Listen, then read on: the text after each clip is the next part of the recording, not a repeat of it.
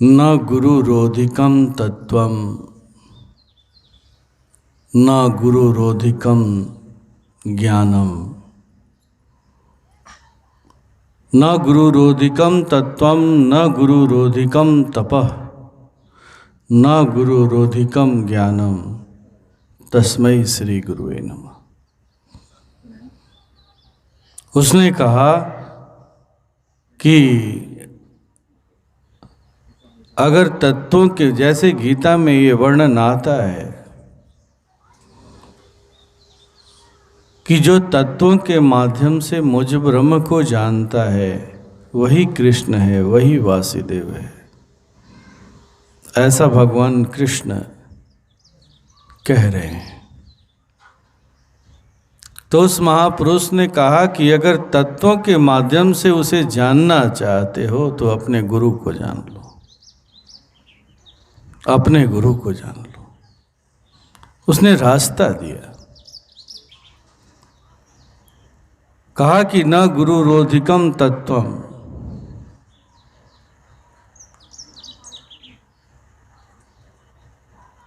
वो गुरु सत्ता कैसे तत्वों के माध्यम से काम कर रही है, वो सत्ता गंध के रूप में किस तरह से काम कर रही है, वो सत्ता रस के रूप में कैसे काम कर रही है, वो सत्ता प्रकाश के रूप में कैसे काम कर रही है, वो सत्ता स्पर्श के रूप में कैसे काम कर रही है, वो सत्ता शब्द के रूप में कैसे काम कर रही है। तो गुरु को जान लेने मात्र से इसका बोध हो जाता है। गुरु ने जो हम लोगों को प्रविधि दी है वो इस प्रविधि में ही ये निहित है, वो इसी का तो सूत्र है, इसी का तो वो रास्ता है कि उस प्रविधि के माध्यम से, उस क्रिया के माध्यम से ये भिन्न भिन्न रूपों में हमारे गुरु की सत्ता कैसे हमारे साथ रह रही है, कैसे साथ रह रही है, इसी की तो क्रिया उन्होंने दी है। तो उस महापुरुष ने कहा कि अगर तत्वों के माध्यम से उस ब्रह्म को जानना चाहते हो तो अपने गुरु को जान लो, अपने गुरु को जान लो, गुरु को पढ़ लो। फिर उन्होंने कहा न गुरुरोधिकम तपः। हम समझते हैं कि तप का मतलब होता है खूब लंबा देर तक ध्यान करना, शरीर को कष्ट में रखना, कष्ट में रह करके पूजा पाठ करना। हाँ, ये भी एक तप है, बचपना वाला तप है। लेकिन सबसे बड़ा तप क्या है? तो सबसे बड़ा तप वो है पूरे जीवन जिस गुरु को हमने धारण किया है, जिस गुरु के छत्र छाया को हमने ग्रहण किया है, अगर वो ऐसा कोई समर्थ गुरु मिल गया है तो फिर उस गुरु की छत्र छाया में पूरे जीवन को बिता देना, इधर उधर ताक झाक नहीं करना, गुरु के प्रति अपनी ब्रह्मचर्यता को बनाए रखना, ये सबसे बड़ा तप है। ये सबसे बड़ा तप। अक्सर ये देखने को मिलता है कि गुरु शरीर में जब नहीं रहते हैं तो तरह तरह की बातें उठने लगती हैं। ये कहीं ना कहीं आपके तप में कमी है, ये तप में कमी है, क्योंकि ये जान ले कि गुरु केवल शरीर नहीं है, गुरु एक तरंग भी है, गुरु एक प्रकाश भी है, गुरु ज्ञान भी है। और इन भिन्न भिन्न चरित्रों में, भिन्न भिन्न रूपों में वो हमारे साथ है। तो फिर गुरु हमसे जुदा कहां है, या फिर हम गुरु से जुदा कहां है? हमने इसे समझा नहीं है, जाना नहीं है। तो उस महापुरुष ने कहा कि सबसे बड़ा तप है गुरु को अपने पूरे जीवन अपने गुरु को धारण किए रहना, ये सबसे बड़ा तप है। और फिर कहा कि न गुरु रोधिकम ज्ञानम, इस संसार में ज्ञान का कोई अस्तित्व नहीं है। अगर ज्ञान का अस्तित्व है तो गुरु की वजह से है। इस मानव योनि में ज्ञान का अगर कोई अस्तित्व है तो गुरु की वजह से, गुरु ही उसका मूल है। जिन योनियों में गुरु नहीं है वहां कोई ज्ञान की भी चर्चा होती है? नहीं। तो ज्ञान का भी जो मूल आधार है, ज्ञान का जो अस्तित्व है, वो गुरु की वजह से है, गुरु की वजह से है। गुरु ही ज्ञान का मूल आधार है।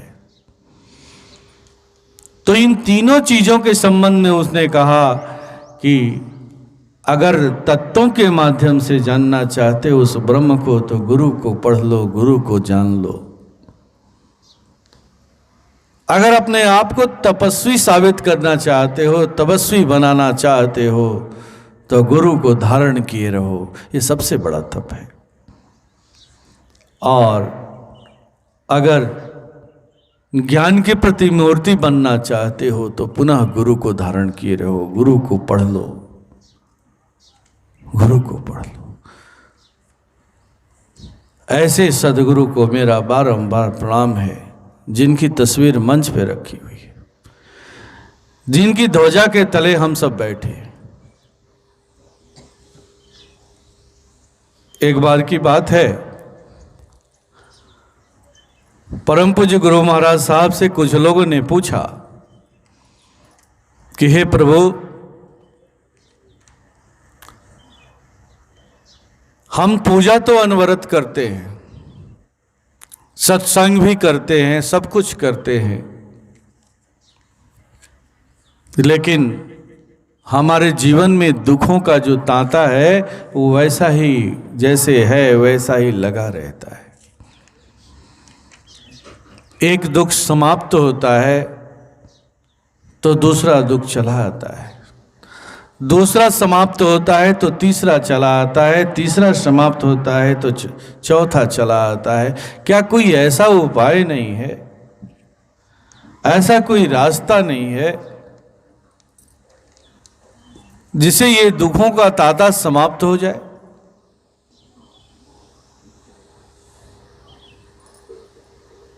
तो पूज्य गुरुदेव ने कहा कि हाँ है, इसका भी उपाय है।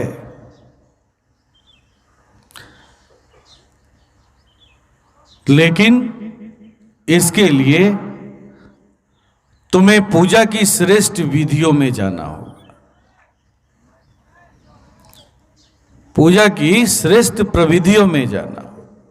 आओ पहले यह समझ लो कि पूजा क्या है। पूजा तो तुम रोज करते हो, सत्संग तो रोज करते हो, पूजा तो रोज करते हो, लेकिन किए जा रहे हो, लेकिन पता नहीं है कि किस लिए करते हो। बगल के पड़ोसी ने अगर शुरू कर दिया तो हम भी देखा देखी शुरू कर दिए। कहीं भीड़ इकट्ठा ज्यादा हो गई तो अरे यहां भीड़ बहुत ज्यादा है, बहुत लाखों की संख्या में लोग इकट्ठा होते हैं, चलो हम भी उसमें शामिल हो गए। लेकिन वहां हो क्या रहा है, वो हमारे जीवन में कितना आवश्यक है, हम नहीं जानते, क्योंकि हम भेड़ हो चुके हैं। भेड़, एक अगर कोई आगे चल पड़ा तो हम भी पीछे पीछे चल पड़े, लेकिन पता नहीं है कि हम कहां चले जा रहे हैं, क्या कर रहे हैं। यही कारण है कि तुम्हारी पूजा कभी भी सुप्रतिष्ठित नहीं हो पाती। पूजा तो करते हो, लेकिन पूजा के विज्ञान को नहीं जानते, पूजा के विज्ञान को नहीं जानते। और यही कारण है कि जुगों जुगों से, वर्षों से पूजा करने के बावजूद भी दुखों का तांता लगा हुआ है, चरित्र में कोई बदलाव नहीं है, और ऐसी अवस्था में समाज को संदेश क्या देते हो? तो पूजा बेकार है, पूजा करने से क्या फायदा। उस मिशन को, उस प्रणाली को कलंकित करते हो, उस पर प्रश्न चिन्ह खड़ा करते हो, जबकि सत्य कुछ और है। तो उन्होंने कहा कि पहले किसी भी ज्ञान के लिए, यह पूज्य गुरुदेव का सिद्धांत रहा है, उन्होंने किसी को अंधेरे में नहीं रखा। उन्होंने कहा कि किसी भी ज्ञान के लिए पहले उसके विज्ञान को समझो, उसके विज्ञान को समझो। जब उसके विज्ञान को समझ लोगे और तब पूजा करोगे तो तुम्हारी पूजा सुप्रतिष्ठित हो जाएगी, सुप्रतिष्ठित हो जाएगी। तो उन्होंने कहा कि पूजा का मतलब होता है पूर्णता को प्राप्त करना, और पूजा का एक और मतलब होता है पुण्य इकट्ठा करना। जब हम किसी भी एक बिंदु पर या एक विचार पर जितना देर हम ठहरते हैं उतना ही पुण्य इकट्ठा ज्यादा होता है। पुण्य इकट्ठा होना उस ठहरने की अवधि पर निर्भर करता है, और उस पुण्य से होता क्या है? तो पुनः हम वहीं पहुंचते हैं, पूर्णता को प्राप्त करते हैं। हम अपूर्ण हैं। आओ अपने दुख के भी विज्ञान को समझो कि यह दुख क्यों है। तो ये दुख किसका है? तो अपूर्णता का दुख है। तो उन्होंने कहा कि तुम अपूर्ण हो, और ये अपूर्णता किन किन रूपों में है? तो किसी को शरीर की अपूर्णता है, किसी को अर्थ धन की अपूर्णता है, तो किसी को ज्ञान की अपूर्णता है। ये अपूर्णता किसी न किसी रूप में हमारे साथ है, सबके साथ है, और यही अपूर्णता का दुख हमेशा हम सबों को सालते रहता है, बेधते रहता है, परेशान करते रहता है। इसे इस तरह से समझें जैसे अगर ये शरीर में 2 आंखें हैं, 2 कान हैं, 2 हाथ हैं, 2 पैर हैं, अगर इनमें से कोई एक न रहे, मान लो 2 आंखों में से एक आंख न रहे, या 2 हाथों में से एक हाथ न रहे, या 2 पैरों में से कोई एक पैर न रहे, तो क्या हम जीवन नहीं जी पाते हैं? जीवन जीते हैं, लेकिन उस अंग की अपूर्णता का दुख हमेशा हमें सालते रहता है, दुखी किए रहता है, उसका अभाव हमारे जीवन में रहता है। चलो तुम्हारा शरीर ठीक है, शरीर रूपी धन है, और अर्थधन नहीं है, अर्थधन की कमी है, तो ऐसे में क्या होता है? तो हमारे जितने भी रिश्ते हैं सारे सिसकते रहते हैं। उस अर्थधन के अभाव में जो ऊर्जा, जो शक्ति हमें अपने रिश्ते नातों को देना था, उस अर्धन के अभाव में, उस ऊर्जा के अभाव में हम उसे पूरा नहीं दे पाते। यह भी एक बहुत बड़ा कारण है दुख का, जिसका दुख हमें सालते रहता है, दुखी किए रहता है। हमारे सारे रिश्ते हैं लेकिन असंतुलित हालत में है, असंतुलित हालत में। फिर उन्होंने कहा कि चलो अगर अर्थ धन भी तुम्हारे पास है, शरीर का भी धन है, अर्थ धन भी है, और ज्ञान का धन नहीं है, ज्ञान की अपूर्णता है, तो इसका भी दुख सालते रहता है। ऐसे में क्या होता है? तो उस शरीर रूपी धन को, इस शरीर रूपी बल को, या फिर उस अर्थधन रूपी बल को, उस सत्ता को हम उपयोग कहां करते हैं? तो दबंगई करने में करते हैं, किसी को तंग करने में करते हैं, किसी को परेशान करने में करते हैं, किसी को नीचा दिखाने में करते हैं। धन तो है, शरीर का धन है, अर्थ धन है, दोनों ही धन है, लेकिन फिर भी दुखी हैं। वही जब ज्ञान की पूर्णता होती है, जब ज्ञान की भूमि पर हम चले जाते हैं, ज्ञान का धन हमें जब प्राप्त होता है, तो हम अब क्या करते हैं? तो इस शरीर रूपी धन का सदुपयोग करते हैं, उस अर्थ धन रूपी धन का सदुपयोग करते हैं, उसे एक्सचेंज करते हैं। किन कार्यों में? तो चेतना के विकास में। अभी जैसे इन्होंने बड़ा ही सुंदर कहा कि हम एक ही लक्ष्य है, अपने चेतना का विकास।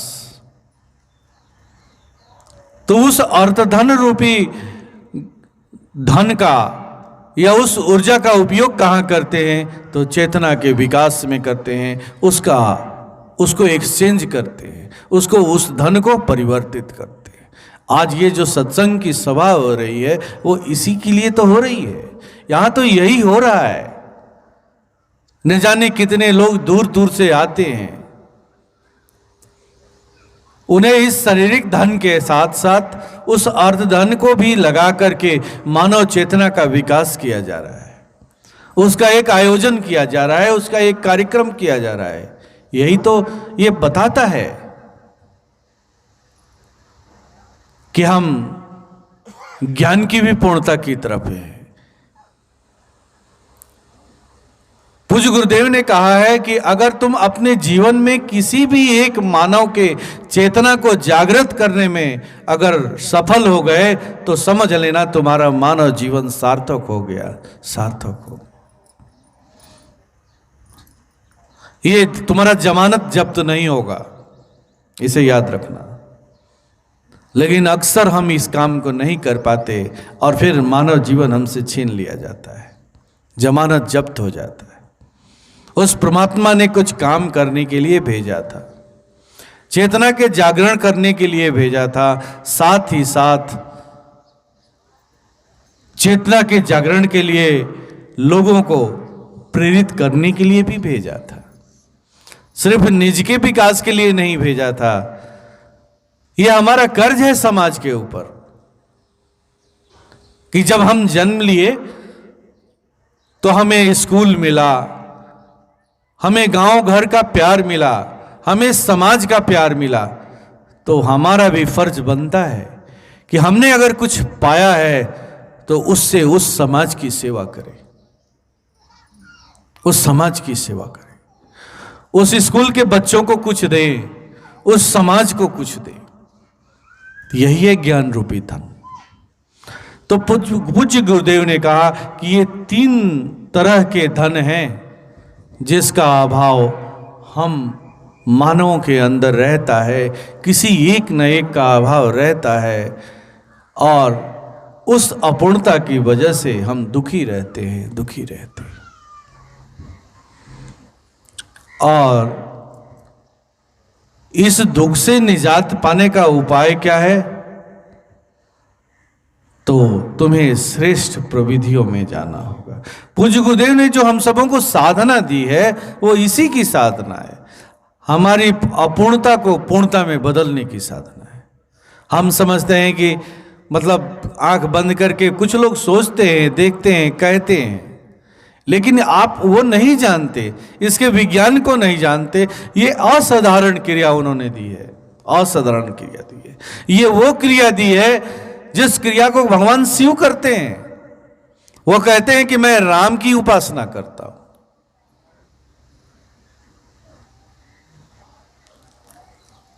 ये उन्होंने वो साधना दी है जो हनुमान करते हैं, उन्होंने वो साधना दी है जो सबरी करती है, उन्होंने वो साधना दी है जो विभीषण करते हैं। ये वो साधना है जो मानवों को सतयुग में ले जाती है। राम तो त्रेता युग में पैदा हुए, लेकिन उनके युग को सतयुग कहा गया।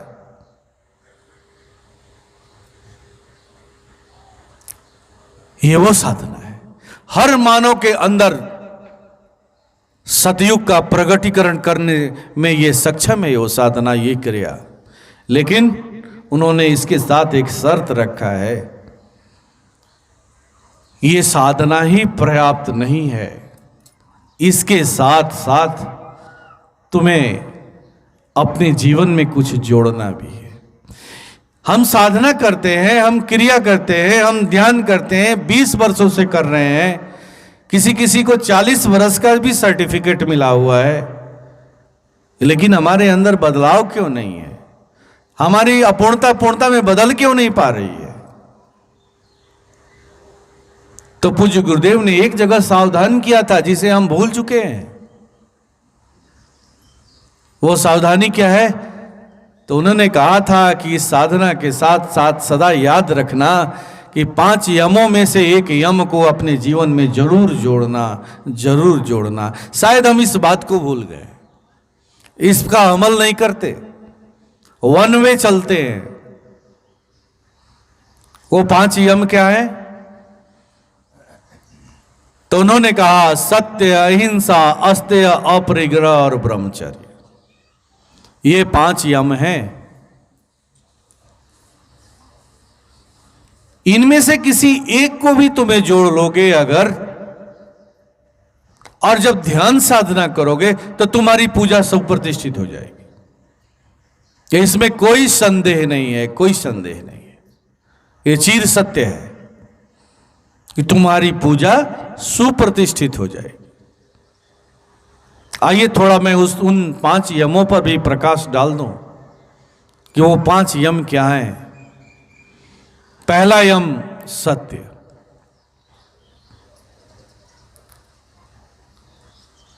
सत्य को अक्सर हम समझ नहीं पाते कि सत्य की गहराई कहां तक है।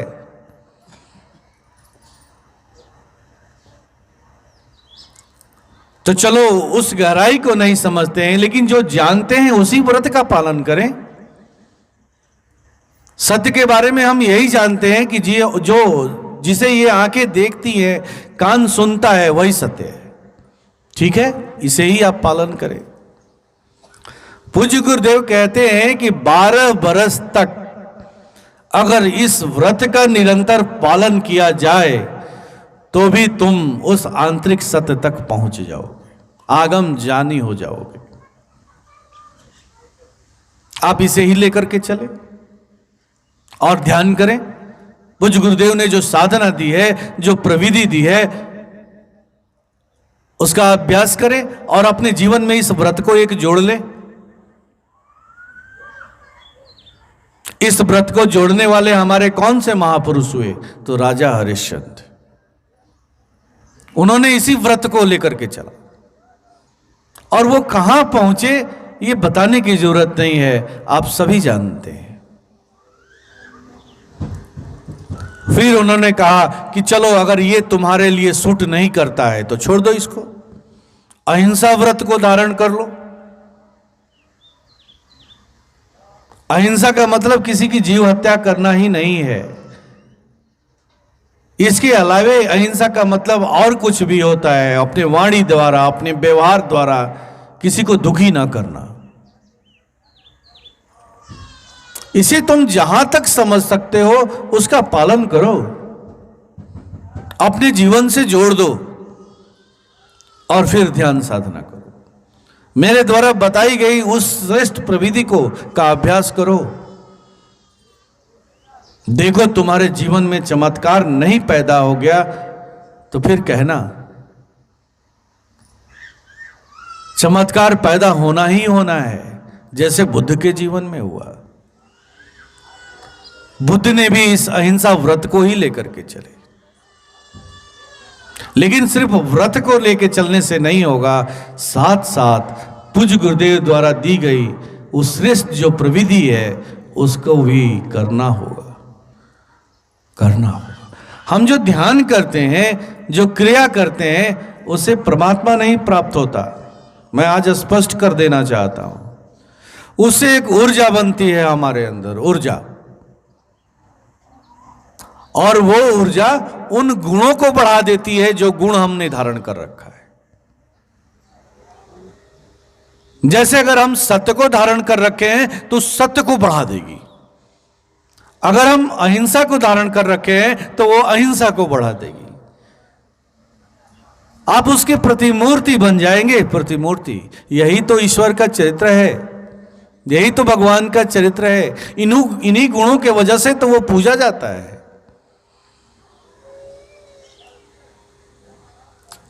फिर उन्होंने तीसरा यम के बारे में कहा कि चलो अगर तुम अहिंसा व्रत का पालन नहीं कर सकते हो तो अस्तेय को धारण कर लो।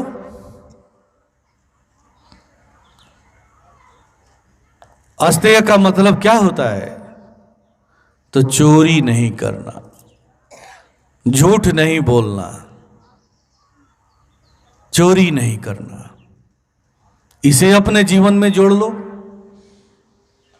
अगर इस एक को भी अगर जोड़ ले, अगर तुम्हारे प्रकृति स्वभाव में अगर ये बैठता है तो इसे एक जोड़ लो और फिर साधना करो।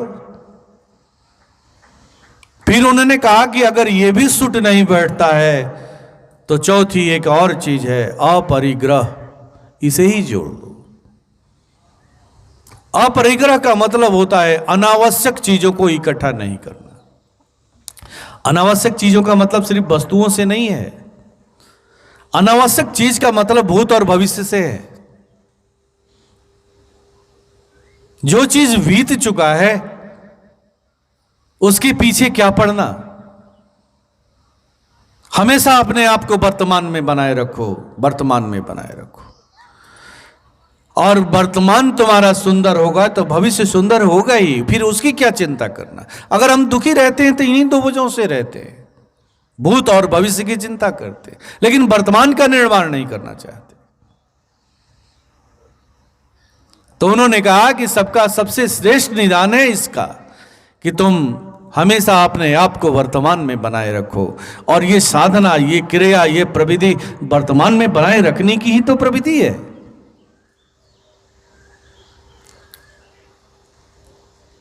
तो उन्होंने कहा कि इसे ही जोड़ लो।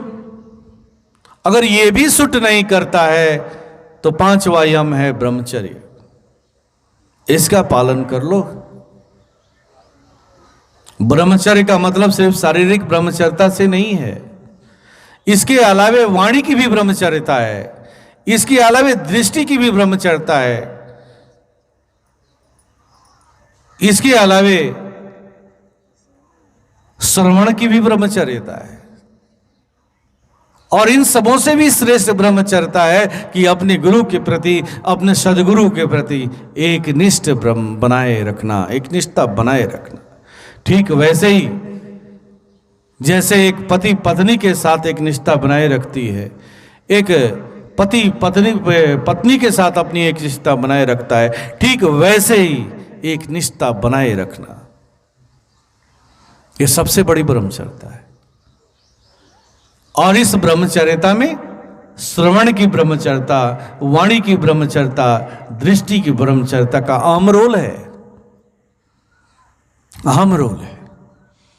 तो उन्होंने कहा कि ये 5 यम हैं और इन 5 यम में से जो तुम्हारे प्रकृति, जो तुम्हारे स्वभाव में सुट बैठता है, किसी एक को जोड़ लो। और जोड़ लोगे और जो प्रविधि मैंने दी है उस प्रविधि को जब करोगे तो तुम्हारी पूजा सुप्रतिष्ठित हो ही नहीं होनी है, होनी ही होनी है, होनी ही होनी है। ऐसा हो ही नहीं सकता कि वो सुप्रतिष्ठित ना हो। तुम्हारे जीवन से अपूर्णता सदा सदा के लिए दूर ना हो जाए, ऐसा हो ही नहीं सकता। जितने भी श्रेष्ठ महापुरुष हुए, जो जिन्हें आप आदर्श पुरुष मानते हैं, चाहे वो राम हो, चाहे वो कृष्ण हो, चाहे वो शिव हो, सभी ने किसी न किसी यम को धारण किया है। उनके जीवन में कोई एक यम श्रेष्ठ रहा है। और सबसे बड़ी खूबसूरती यह है कि जब ये यम सिद्ध होगा तो 4 यम स्वतः ही सिद्ध भी हो जाते हैं। ऐसा नहीं है कि सिर्फ वही एक सिद्ध होगा, जब एक सिद्ध होगा तो 4 अन्य स्वतः सिद्ध हो जाते हैं। ये भी सबसे बड़ी खूबसूरती है इसकी। तो उन्होंने कहा कि यही सबसे बड़ा ध्यान साधना जो हम करते हैं, उससे जो ऊर्जा पैदा होती है, वो ऊर्जा कैसी है इसे भी समझे थोड़ा सा। तो उस बिजली की तरह है, बिजली की तरह। बिजली का गुण क्या है? तो अगर उसका कनेक्शन पंखे से कर दो तो हवा देने लगती है। बिजली हवा नहीं देती, बिजली उस पंखे को गतिवान बना देती है। अगर बल्ब में कनेक्शन कर दो तो प्रकाश देने लगती है। बिजली प्रकाश नहीं है, उस यंत्र में प्रकाश युक्त फिलामेंट लगा हुआ है, उसे वो प्रकाशित कर देती है। ठीक हूबहू पूज्य गुरुदेव ने कहा कि तुम्हारे अंदर जो गुण हैं, जो अवगुण हैं, इन दोनों को वो बढ़ा देती है, बढ़ा देती है। ये ध्यान साधना। इसलिए सदा याद रखो कि तुम्हें इन पांचों में से किसी एक को अपने जीवन में जोड़ना है। जब जोड़ लोगे, फिर ध्यान साधना करोगे, फिर मेरी दी हुई प्रविधि को करोगे, फिर उस पूजा को करोगे, उस सत्संग को करोगे, तो तुम्हारी अपूर्णता पूर्णता में बदल जाएगा। तुम्हारे जीवन से दुखों का सदा से सदा के लिए निदान हो जाएगा। सिर्फ इस जन्म का ही नहीं होगा, ये जन्मों जन्मों के जो प्रारब्ध हैं, जो संस्कार हैं, वो सभी के सभी दग्ध हो जाएंगे। इस ज्ञान रूपी अग्नि में सभी के सभी दग्ध हो जाएंगे, दग्ध हो जाएंगे। उन्होंने ऐसी श्रेष्ठ प्रविधि, ऐसा श्रेष्ठ रास्ता हम सबों को दिया है। और जब ये होगा तो हमारे साथ क्या होगा? तो हर यान हंसी, हर यान खुशी, हर वक्त अमीरी है बाबा। साधु जब मस्त फकीर हुआ तो क्या दिलगिरी है बाबा। हर समय, हर पल, हर क्षण हमारे अंदर वो अमीरी बनी रहेगी। चाहे वो शरीर के पूर्णता की अमीरी हो, चाहे अर्थ धन की अमीरी हो, चाहे वो ज्ञान की अमीरी हो। हर तरह की अमीरी, किसी तरह की अमीरी का अभाव नहीं रहेगा, वो बनी रहेगी। सबसे बड़ी गरीबी क्या है? तो सबसे बड़ी गरीबी कहते हैं भूख, ये पेट। और इस पेट के लिए न जाने क्या क्या लोग करते हैं। लेकिन जब ये अमीरी आती है, इस साधना से पूर्णता की जो अमीरी आती है, वो जोगी, वो साधु उस भूख को भी भूल जाता है, उस भूख को भी भूल जाता है। भूख भी अपना धर्म छोड़ देता है, भूख भी अपना धर्म छोड़ देता है। तो परम पूज्य गुरु महाराज साहब ने इतनी श्रेष्ठ उस सबों का शंकाओं का समाधान किया और इसी का रास्ता हम सबों को दिया है। और हमें गर्व है अपने सदगुरु पर, गर्व है सदगुरु पर। ऐसे परम पूज्य गुरु महाराज साहब के सामने कुछ नैवेद्य सामग्रियां रखी हुई हैं।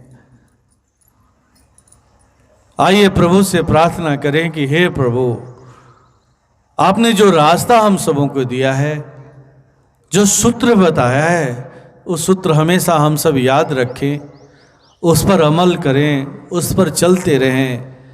ऐसी कृपा, ऐसी दया प्रभु हम सबों के ऊपर करते रहना। क्योंकि बिना आपकी कृपा के, बिना आपकी दया के हम उस रास्ते पर नहीं चल पाएंगे प्रभु, नहीं चल पाएंगे। आपकी कृपा, आपकी दया आवश्यक है प्रभु। अपनी दया, अपनी कृपा अनवरत बनाए रखना, अनवरत बनाए रखना। आइए इन्हीं भावों के साथ इस नैवेद्य सामग्री को परम पूज्य के समक्ष अर्पित करें।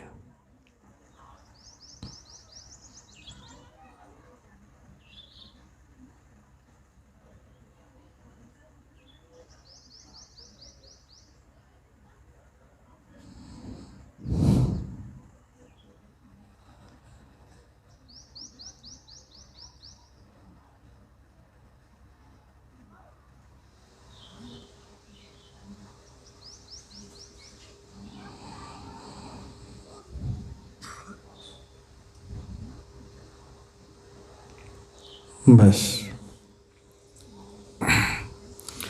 त्वमेव माता च पिता त्वमेव त्वमेव बन्धो च सखा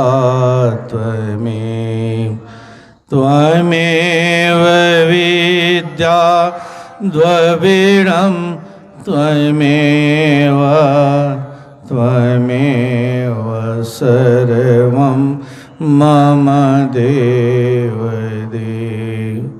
ॐ सहनावतु सहनावनक्तु सवीर्यं करवावहै तेजस्विनावधीतमस्तु मा विद्विषावहै। ॐ शान्ति शान्ति शान्ति।